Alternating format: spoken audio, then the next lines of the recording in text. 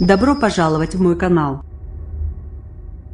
12 personnes sont mortes jeudi 28 décembre dans le pire incendie qu'a connu New York depuis plusieurs décennies. J'ai le triste devoir de vous dire que 12 New-Yorkais sont morts, y compris un enfant d'1 an, a déclaré le maire, qui s'est immédiatement rendu sur les lieux du drame, dans le quartier du Bronx. Nous risquons de perdre encore des gens, a souligné Bill de Blasio au cours d'un point de presse.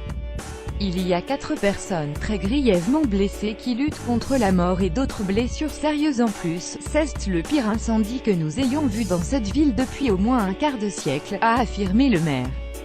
Le feu s'est déclaré vers 19h heure locale au rez-de-chaussée d'un immeuble de briques de 4 étages du quartier du Bronx, avant de se propager à tout le bâtiment, qui comptait 25 appartements. Les pompiers ont réussi à mettre 12 personnes à l'abri, mais les fouilles dans l'immeuble se poursuivent, a dit le maire. Les gens sont morts à différents étages, et leur âge va de 1 an à plus de 50 ans, a expliqué le chef des pompiers de New York.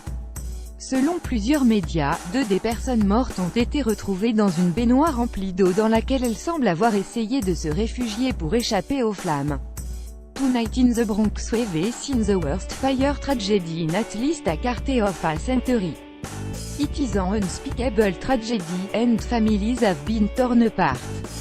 pic.twitter.com 0kcfmzxt79, Bill de Blasio @Nick Mayor 29 décembre 2017. Les causes de l'incendie ne sont pas encore connues.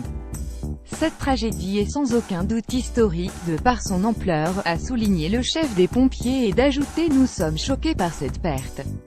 Over 160 FDNY members are operating on scene of a 4 alarm fire, 2363 prospect AV Bronx. pic.twitter.com WJN9MMQ FDNY @FDNY 29 décembre 2017. Une école qui se trouve non loin du sinistre a été transformée en centre d'accueil d'urgence pour les habitants de l'immeuble alors que le thermomètre affiche des températures aux alentours de 10 degrés. Le froid a d'ailleurs rendu le travail des pompiers plus difficile. À lire aux États-Unis d'Amérique Monde.